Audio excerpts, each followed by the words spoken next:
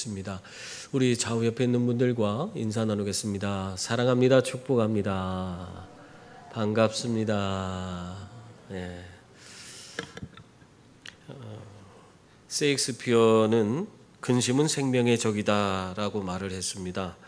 염려는 우리의 건강을 해칠 뿐만 아니라 우리의 삶 전체를 파괴하는 그런 아주 무서운 힘을 가지고 있다, 그런 말을 하는 겁니다. 정말로 우리가 염려와 근심을 갖고 있으면 뭔가 일을 하려고 해도, 새로운 일을 하려고 해도 그 염려와 근심 때문에 그 일을 집중하지 못하고 제대로 이루지도 못하는 것을 볼 수 있습니다.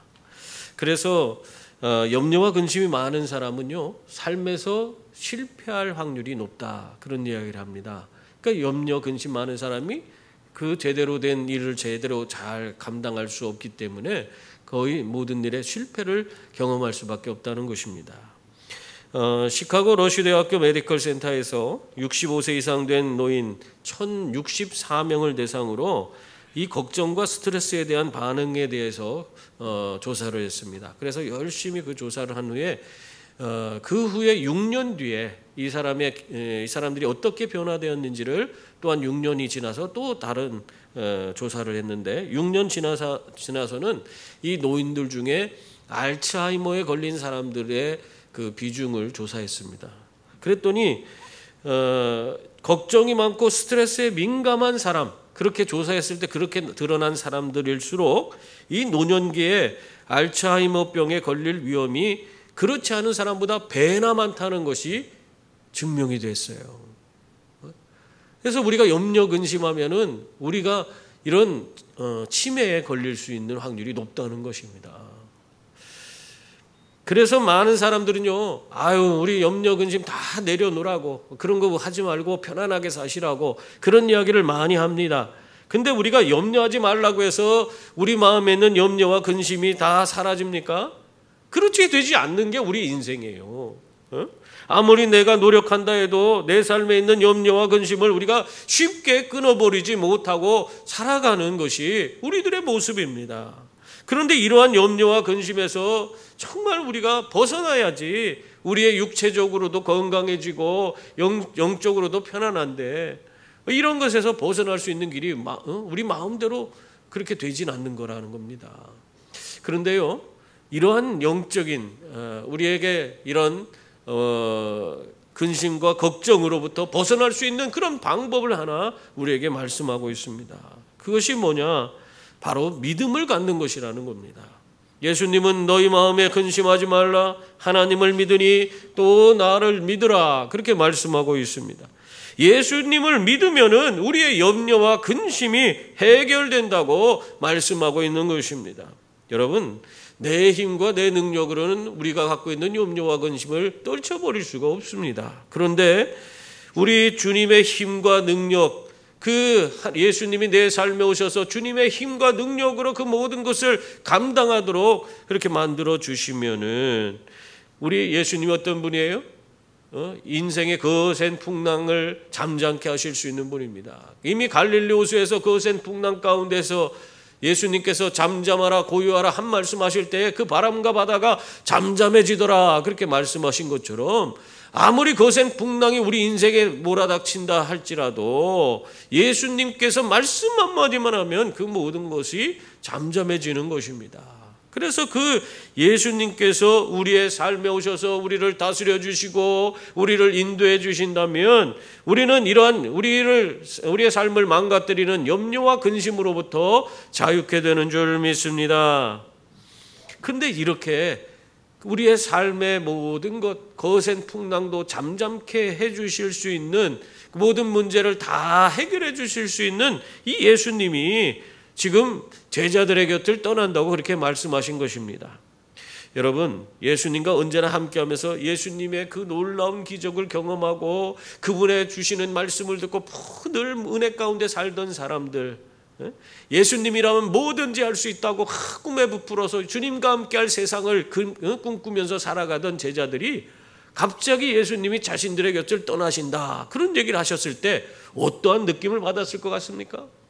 아마 이거는 정말 청천벽력과 같은 그런 소리로 받아들였을 것입니다. 정말 어떻게 보면은 예수님이 지금까지 자기들은 예수님 한 분만 바라보고 예수님이면 모든 걸 다 할 수 있다는 그런 생각을 가지고 예수님이 이루실 세상을 꿈꾸면서 예수님 열심히 쫓아다녔는데, 아니 3년이나 우리가 이렇게 헌신하고 예수님만 바라보고 살았는데 일순간에 그 제자들의 곁을 떠나신다고 하니 이건 낙심이 이러저러 얼마나 낙심이 크겠습니까? 정말 모든 것이 암담하고 두려울 수밖에 없었을 것입니다. 그러한 제자들에게 오늘 예수님은 위로의 말씀을 그들에게 전하고 있는 거예요. 무슨 말씀하셨어요? 먼저 성령님께서 함께 하시니까 두려워하지 말고 안심하라, 그렇게 말씀하고 있습니다. 25절 26절 말씀이에요. 거기 보면 내가 아직 너희와 함께 있어서 이 말을 너희에게 하였거니와 보혜사 곧 아버지께서 내 이름으로 보내실 성령 그가 너희에게 모든 것을 가르치고 내가 너희에게 말한 모든 것을 생각나게 하리라. 아멘. 지금 내가 함께하고 있으니 지금 두려워할 건 없다 하는 거죠. 그 다음에 또 뭐라고 했어요? 또 그렇다고 떠난다고 해도 마찬가지라는 거예요. 떠난다고 해도 성령께서 너희와 함께 하시니 걱정할 것이 없다는 것입니다. 지금은 예수님께서 모든 걸 가르쳐 주시고 그 걸음을 인도해 주시고 어려움이 있으면 그 문제도 해결해 주시고 늘 제자들을 지켜주시고 보호해 주셨지만, 예수님이 그들과 함께 하지 않는다 해도 그래도 두려울 것이 없는 것은 성령 하나님께서 오셔서 이제는 성령님께서 그 모든 것을 가르쳐 주시고 그들의 걸음을 하나하나 인도해 주시고 그들의 모든 삶을 다 지켜주시고 보호해 주셔서 그들에게 바른 길, 온전한 길, 생명의 길, 구원의 길로 갈 수 있도록 만들어 주신다는 거예요. 그러니 두려워하고 근심 걱정할 일이 없다는 것입니다. 여러분, 더군다나 우리 성령님은 영이신 줄 믿습니다. 그래서 육체적인 제약을 받지 않으시기 때문에 시간과 공간을 초월해서 어디든지 그 제자들과 함께 할 수 있는 거예요. 오늘 우리는 성령의 시대에 살고 있어요. 예수님은 육체를 지니셨기 때문에 모든 사람들과 다 함께 할 수 없어요. 여러분이 이 교회에 있을 때는 함께 하실 수 있지만은 흩어져서 각자 집으로 돌아갔을 때 예수님 몸이 하나인데 예수님 육체를 가지고 여러분과 다 함께 할 수 없잖아요. 그러나 성령께서는 어떻습니까? 영이시기 때문에 여러분들이 어디에 있든지 간에 상관이 없어요. 여러분이 그 수백 명, 수천 명, 수만 명 그렇게 된다 할지라도 상관이 없어요. 어디든지 영이신 성령께서는 그 모든 믿는 이들과 함께 하셔서 그들을 지켜주고 보호해 주시고 그들의 모든 걸음을 인도해 주시고 또 힘과 능력 주셔서 세상을 이기고 승리할 수 있도록 만들어 주시는 줄 믿습니다. 그렇기 때문에 제자들은요, 근심 걱정할 일이 없는 거예요. 이들이 정말 예수님 없다고 해도 어디든지 전 세계 각 곳곳에 가서 하나님 나라와 복음을 열심히 전하는데 그때 다 누가 함께 하세요? 성령님이 함께 하시기 때문에 시간과 공간을 다 초월해서 언제나 그들과 함께 하시는 성령님이 계시기 때문에 그들에게 주어진 사명을 능히 감당하고 하나님 앞에 영광 돌리는 삶을 살 수 있다는 것입니다. 그런 삶을 살 때 여러 가지 어려움이 닥치고 힘들고 여러 가지 곤란한 문제가 생긴다고 해도 그것에 대해서 두려워할 게 없어요. 왜? 성령님께서 그 모든 것을 해결해 주시고 그 문제에 피할 길을 열어주시기 때문에 그렇습니다.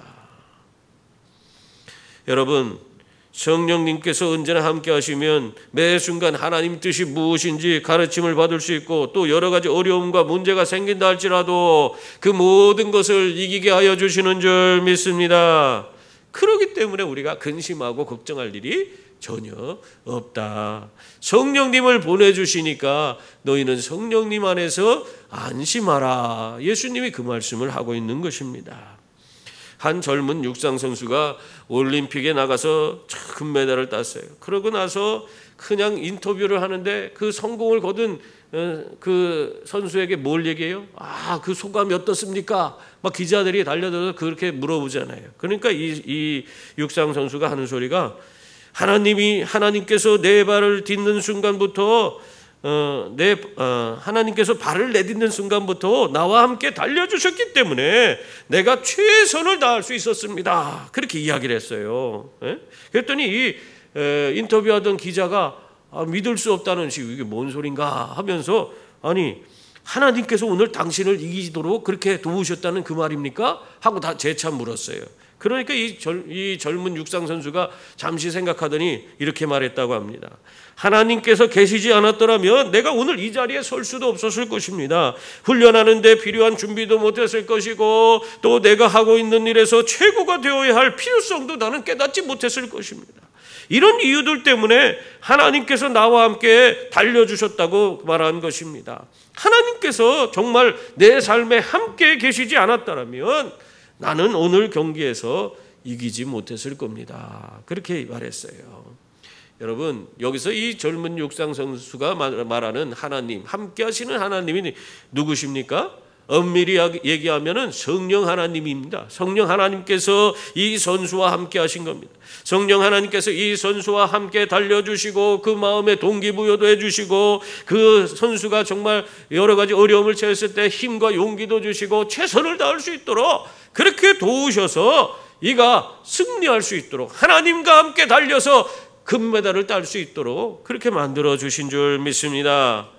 이렇게 전 세계 어디서든지 성령 하나님과 함께하는 자들은 늘 주님이 주시는 힘과 능력으로 승리하게 되는 줄 믿습니다. 그래서 우리는 안심할 수가 있는 겁니다. 그런데 우리는 너무도 자주 우리와 함께 하시는 이 성령 하나님을 잊고 살아가는 걸 볼 수 있습니다. 내가 자고 깨고 일어서는 모든 일에 이미 성령님께서 함께하는 줄 믿습니다. 매일 출근하고 내가 직장에서 다양한 일들하고 매일 하루하루 내게 주어진 여러 가지 일들을 내가 감당하면서 그런 일 가운데에서도 누가 함께하고 있어요? 성령 하나님께서 이미 함께하고 있는 것입니다. 그런데도 불구하고 우리들은 이러한 나와 함께 하시는 성령님을 내가 느끼지도 못하고 그분을 인식하지도 못하고 그냥 내가 내 마음대로 내 방식대로 그냥 살아가는 그런 모습이 우리 가운데 있는 것입니다. 왜 그렇습니까? 내가 깨어있지도 못하고 영적으로도 무뎌있기 때문에 느끼지도 못하는 거예요. 알지도 못하는 거예요. 여러분, 우리가 영적으로 무뎌지면 뭐 신앙생활 오래 했다고 해서 성령님을 알고 그렇게 느끼면서 사는 게 아니에요. 내가 신앙생활 오래 하지 못했어도 영적으로 깨어서 정말 늘 민감하게 성령 하나님께 내 인생의 모든 걸음을 맡기고 그분과 동행하는 삶을 사는 사람은 오늘도 내 삶 속에서 살아 역사하시는 그 성령님을 매 순간 느끼며 살아갈 수가 있는 것입니다. 신앙생활의 기쁨과 그 즐거움이 어디에 있습니까? 내 삶 속에서 오늘도 살아 역사하시는 그 성령 하나님의 위대한 역사를 경험할 때의 기쁨과 감격이 있는 거예요. 나를 통해서 이루어가는 그 놀라운 일들을 보면서 감사하고 감격하고 하나님께 영광 돌리는 그런 분들이 될 때에 그게 진정 그리스도인의 삶이고 기쁨이고 감격이고, 그것이 바로 성경이 예수님이 우리에게 주시겠다고 하신 풍성한 삶입니다. 그런 것을 우리가 매 순간 느껴야 되는데 우리는 영적으로 무뎌서 성령님을 우리 느끼지 못해요. 여러분, 그러므로 언제나 내 삶에 지금도 살아계셔서 내 삶을 다스려 주시고 인도해 주시는 그 성령님께 내 삶의 지극히 작은 부분까지도 철저히 다 맡기면서 살아가는 그런 분들이 다 될 수 있기를 바랍니다. 참 이러한 삶은요 쉽게 되는 거 아니에요. 처음에는 잘 되지 않습니다. 정말 내가 내 삶의 모든 것 정말 주님께 맡기려고 해도 성령님에 대한 그런 내가 바른 인식을 갖고 있지 않아요. 성령님이 나와 함께하고 있다는 사실을 내가 기억하지 못하고 그냥 잊어버리고 살 때가 너무 많기 때문에 우선 첫 번째로는 늘 성령님이 나와 함께 하신다는 생각을 내가 늘 가져야 됩니다. 매 순간 그걸 의지적으로 자꾸 일깨워야 돼요. 우리는 자꾸 망각의 동물이라고 그런 얘기를 하잖아요. 근데 정말 잊어야 될 것을 잊어버려야 되고 또 잊지 말아야 될 것은 잊지 말아야 되는데 성령님이 지금 내 삶에 함께하고 있다는 사실을 망각해버리고 자기 멋대로 살다 보면은 우리가 하나님 기뻐하는 삶이 아니라 그때의 삶을 살아갈 수밖에 없는 것입니다. 그러므로 우리는 성령님이 나와 매 순간 함께하고 있다. 지금도 내 삶 속에서 성령님이 나와 함께하고 있다 한 사실을 먼저 기억할 수 있기를 바랍니다. 그리고 나서 자꾸 그 성령 하나님께 내 삶의 정말 지극히 작은 부분까지도, 야, 이런 것까지도 내가 맡겨야 되냐? 이렇게 생각되는 부분이 있잖아요. 정말 그냥 내 마음대로 해도 될 것 같은 그런 부분까지도 우리 성령 하나님께 하나하나 의뢰하고 그분의 뜻을 묻고 그분이 원하시는 방법을 따라서 우리가 행해 나갈 수 있는 그런 분들이 되셔야 합니다. 이것이 처음엔 잘 되지 않아요. 의지적으로 우리가 자꾸 그렇게 하려고 날마다 습관적으로 정말 내가 그렇게 해나가다 보면은 어느 날 내가 정말 성령님과 함께 동행하는 그런 삶을 살고 있는 모습을 발견하게 되는 것입니다. 그때 우리는 제대로 된 그리스도인의 삶을 사는 거예요. 예? 신앙생활 오래 했다고 그리스도인의 삶을 사는 게 아닙니다. 내 삶에 오늘 주님이 정말 주인이 되셔서 나를 인도하고 있는지 없는지, 없다면 내가 그리스도인의 삶을 살지 않는 거예요. 성령님이 내게 오셔서 나를 다스려 주시고 나를 인도해 주는 삶을 내가 매일매일 살아가고 있다면 그 사람은 그리스도인의 온전한 삶을 지금 살고 있는 것입니다. 그걸 다른 말로 하면 성령 충만한 삶이라고 얘기하는 거예요. 우리 주님은 그런 삶을 우리들이 살기를 원하시고 있습니다. 그럴 때 우리는 내 삶 속에서 오늘도 살아 역사하시는 그 주님으로 말미암아, 성령 하나님으로 말미암아 우리는 내 인생의 모든 것, 다 모든 삶의 문제 다 맡기고 그분 안에서 진정한 평안을 누리고 또 삶 가운데서 안심하고 세상을 이기며 살아가는 그런 분들이 되는 줄 믿습니다. 또한 이 예수님은 두려워하는 제자들에게 세상이 줄 수 없는 평안을 주니 안심하라, 그렇게 또한 말씀하고 있습니다. 27절 말씀 보면 평안을 너희에게 끼치노니 곧 나의 평안을 너희에게 주노라. 내가 너희에게 주는 것은 세상이 주는 것과 같지 아니하니라. 너희는 마음에 근심하지도 말고 두려워하지도 말라. 예수님이 주시는 평안은 세상이 주는 평안과 다르다고 그렇게 말씀하고 있습니다. 세상이 주는 평안과 같지 않은 거예요. 예? 여러분, 세상에서 말하는 평안이라는 것이 무엇입니까? 그냥 자신의 모든 일이 잘 되고 그것을 가지고 그냥 모든 것이 다 잘 되고 잘 먹고 잘 살게 되면 그것이 평안인 것으로 우리가 여기고 살지 않습니까? 한마디로 자신의 삶에 아무런 문제가 없고 고민거리가 없으면 그것이 평안한 것이라고 그렇게 여기며 살고 있습니다. 그러나 여러분, 이러한 평안이 얼마나 오래 갈 것 같습니까? 영원하지 않잖아요. 그런 평안은 얼마 안 있으면 세상이 바뀌기 때문에 우리가 잘 알잖아요. 이 세상이라는 것이 얼마나 급변하고 있습니까? 그래서 오늘 내가 그것이 아무 문제가 되지 않는다고 여기던 것이 또 내일이 되면 그것이 문제가 되는 세상입니다. 그런 속에서 우리가 진정한 평안을 매일매일 누린다는 것은 거의 불가능한 것이라고 볼 수 있습니다. 그렇기 때문에 우리는 정말 이 세상이 주는 평안으로는 진정한 우리가 평안을 누리고 안심하며 살 수가 없는 것입니다. 20세기 최고의 복서로 인정받는 무하마드 알리가 있습니다. 참 어렸을 때 알리 권투시합 그 보냐고 그냥 얼마나 그 재밌게 봤는지 몰라요. 예? 여러분, 이 알리가 권투 선수로 성공한 뒤에 영국의 그 런던 데일리 스타라고 하는 잡지하고 인터뷰를 했습니다. 여기에서 알리가 성공한 뒤에 자기가 느낀 그런 감정들을 거기에 고백을 했는데 이렇게 고백을 했습니다. 한번 들어보세요. 성공을 한 뒤에 저는 물질적으로 풍요로운 삶을 살게 되었습니다. 그러나 저의 삶은 더욱 하찮아졌습니다. 신경은 더욱 날카로워졌고 정신적으로는 나태해지고 있습니다. 풍요함은 삶을 게으르게 만듭니다. 저는 오히려 돈 없이 뛰어다니던 가난한 시절이 더 좋았던 것 같습니다. 지금은 정원사가 잔디를 깎고 물을 주지만 직접 손질할 때가 보람이 있었습니다.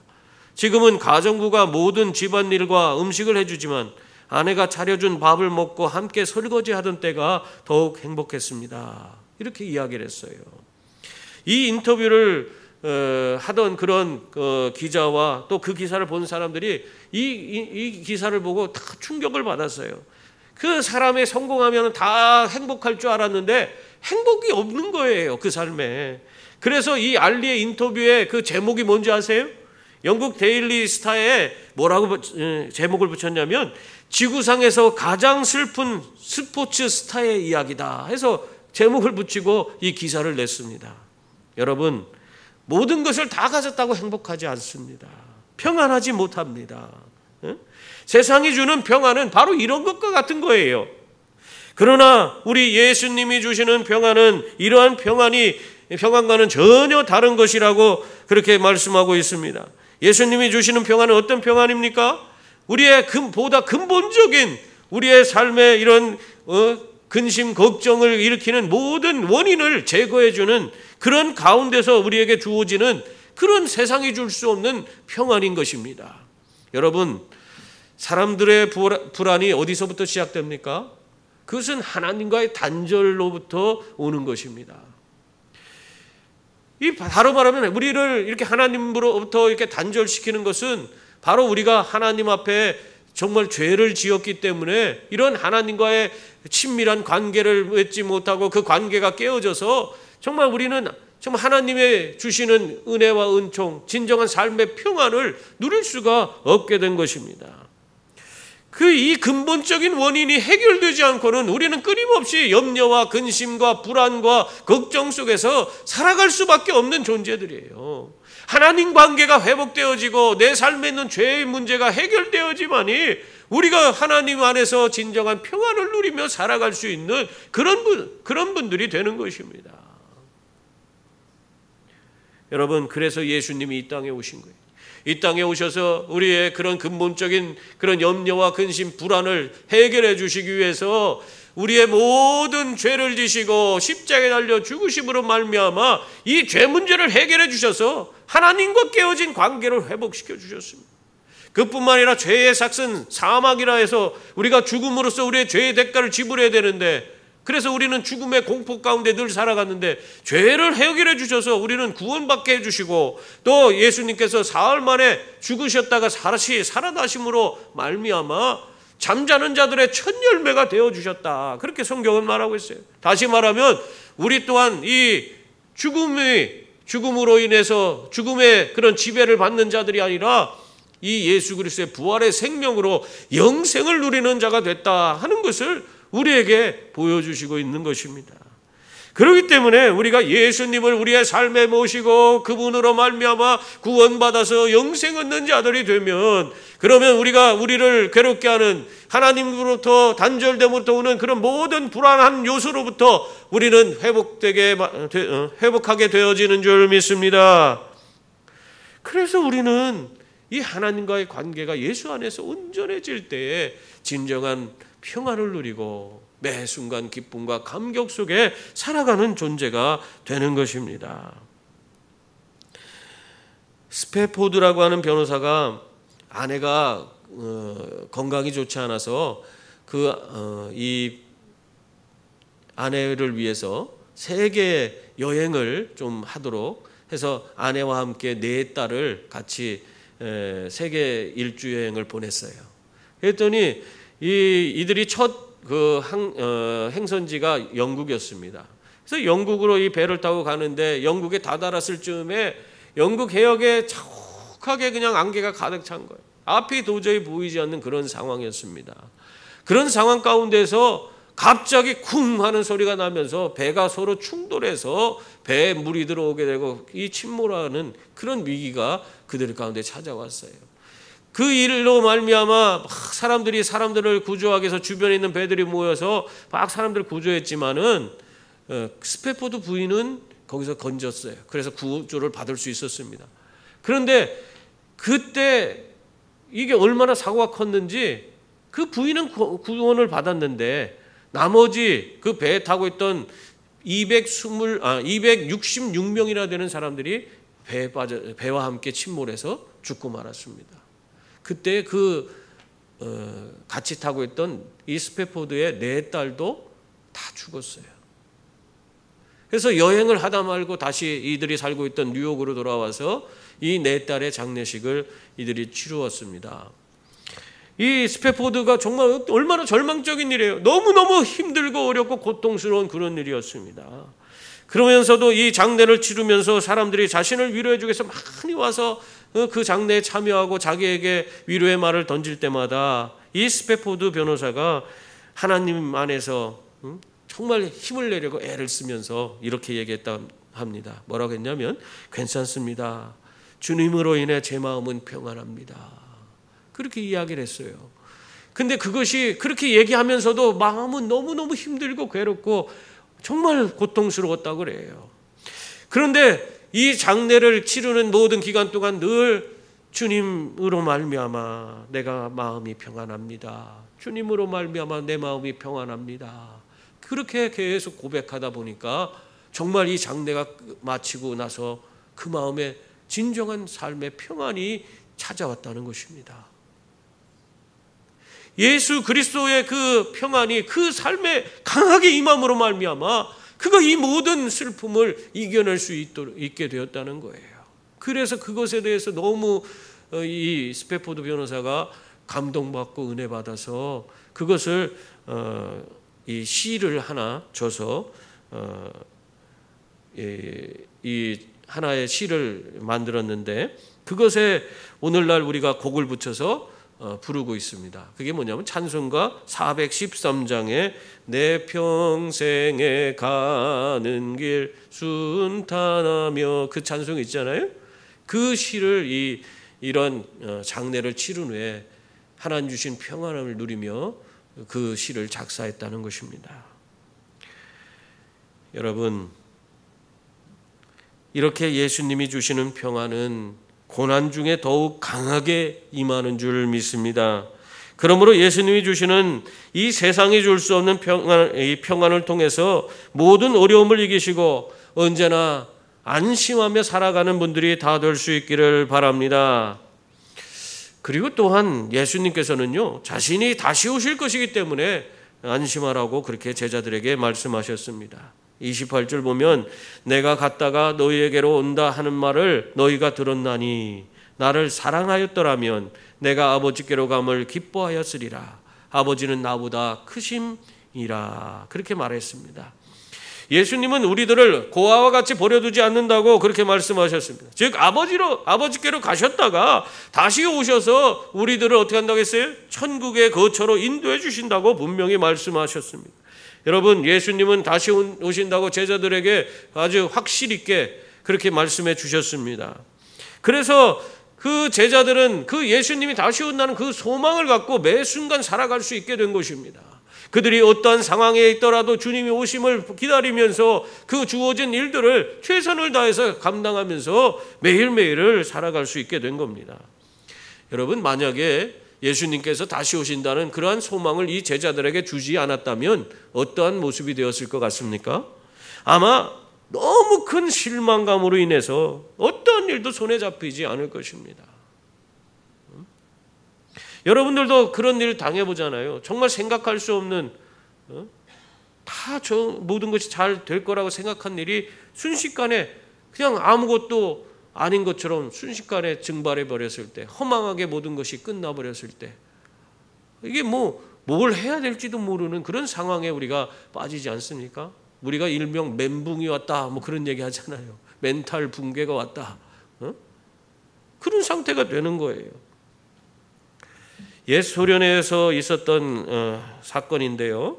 한 철도국 직원이 그 냉동 화물차 속에 들어가서 그만 실수로 냉동 화물차 칸에 있는 문을 닫아버렸어요.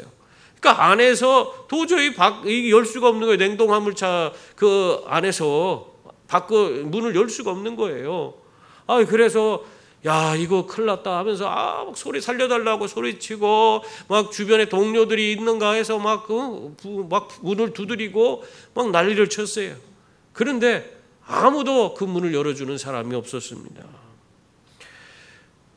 이 직원이 그 죽음을 앞두고 자기가 지금 어떠한 상태에 있는지를 화물차 그 벽에다가 기록을 해놨다고 합니다. 뭐라고 해놨냐면 점점 몸이 차가워진다. 그래도 나는 기다릴 수밖에 없다. 이것이 나의 마지막인가 보다. 이렇게 적어놨대요. 나중에 우연히 그곳을 지나던 그 한 직원이 그 문을 열었는데 이미 그 사람은 죽어 있었다는 거예요. 근데 놀라운 것은 뭐냐면요, 그 냉동 화물차 칸에 냉동기가 고장났다는 것입니다. 고장나서 그 냉동 화물차가 크기 때문에, 기차 그 칸이기 때문에 크잖아요. 그곳에서 얼마든지 그냥 오랫동안 숨을 쉬고 해도 전혀 호흡하는데 곤란을 겪지 않는다는 거예요. 그리고 이 냉동기가 고장났기 때문에 온도가 떨어지질 않는다는 거예요. 거기 한 14도 정도 되는 온도가 계속적으로 유지되는데, 이 지금 먼저 그 냉동 화물칸에 갇힌 이 직원은 그게 냉동이 되는 줄 알고 거기서 점점 몸이 이렇게 얼어붙는다, 점점 이게 몸이 식어간다, 그러면서 결국 스스로가 살 수 없다는 절망감에 빠져서 그 칸에서 죽어버린 거예요. 죽지 않을 만한 모든 환경이었는데 죽었다는 겁니다. 여러분, 이렇게 사람은 연약한 존재입니다. 이러한 사실을 예수님은 다 알고 있어요. 그렇기 때문에 제자들이 절망하지 않도록 예수님께서 다시 온다는 소망을 그들에게 말씀하고 있는 것입니다. 그러나 예수님께서 정작 원하는 것이 무엇인지 아세요? 오늘 말씀에 보면 그걸 분명히 말씀하고 있어요. 예수님께서는 우리들이 예수님께서 이 하나님께로 가는 것을, 기뻐하는 것을 원하셨어요. 예수님은 이 땅에 어떻게 오셨습니까? 저 천상의 보좌를 버리시고 하나님의 아들 예수 그리스도 아니에요? 하나님 아들이 이 땅에 피조물이 되셔서 그 천상의 보좌 버리고 이 땅에 오셔서 낮아지셔서 말구유에 나시고, 거기서도 더 낮아지셔서 인간이 정말 끔찍하게 여기는 십자가까지 낮아지셨습니다. 그리고 십자가에서 우리를 위해서 대속의 피를 흘리시고 정말 우리를 위해서 자신의 목숨을 내어주셨어요. 그러고 난 후에 그분께서 죽음의 권세를 깨뜨리고 사흘 만에 부활하시고 승천하셨어요. 부활하시고 40일 동안 제자들과 있다가 승천하셔서 하나님 보좌 우편에 가셨어요. 다시 하늘의 그 영광의 보좌로 올라가신 겁니다. 그것을 예수님을 사랑하는 자들이라면 예수님께서 다시 하늘의 영광을 얻으신 것에 대해서 기뻐하고 감격하고, 그것을 우리가 정말 하나님께 오히려 영광 돌리며 그렇게 해줘야 되는데, 이 제자들은 그냥 예수님 떠나가는 게 불안하고 두려우니까 거기서 매달리고 있는 거 아니에요. 여러분, 이렇게 정말 어린아이와 같은 그런 제자들을 위해서 예수님이 그들에게 계속 소망 잃지 않도록 하기 위해서 내가 갔다가 너희에게 다시 온다고 그렇게 말씀해 주신 것입니다. 이 말씀 가운데서 우리가 느낄 수 있는 건 예수님이 정말 우리들을 얼마나 사랑하시는지를 깨달을 수 있어요. 자기의 예수님이 다시 하늘 보좌로 가신 것을 우리가 그것을 기뻐해 주지 못하는 그 제자들의 모습, 피조세계에 그냥 계속 우리를 위해서 남아있기만 바라는 그런 이기적인 그 제자들의 모습, 그걸 보면서도 그들에게 끝까지 안심하게 만들기 위해서 내가 갔다가 다시 온다, 그 말씀을 하고 있는 거예요.